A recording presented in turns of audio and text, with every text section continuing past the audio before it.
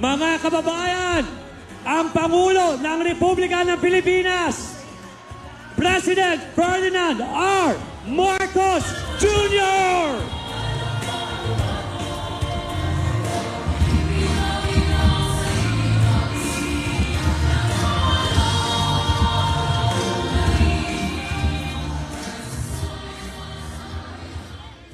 Magandang gabi po sa inyong lahat. Babatiin ko po ang ating mga kasamahan na nandito ngayon upang ipagdiriwang ang pagbago ng Pilipinas. Andito po ang dati nating Pangulo, former President Gloria Macapagal Arroyo. Andito po ang mga ating kasama sa Senado, Senator Jinggoy Estrada, Senator Lito Lapid, Senator Bong Revilla.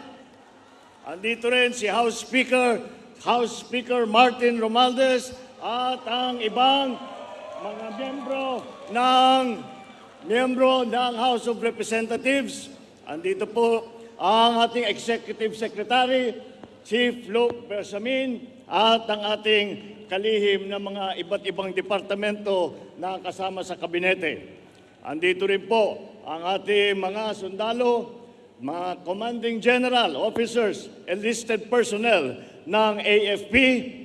At siyempre naman po, delikado ko pag hindi ko tinapos ang binuo ang aking pagpakilala ang ating First Lady Luis Araneta Marcos.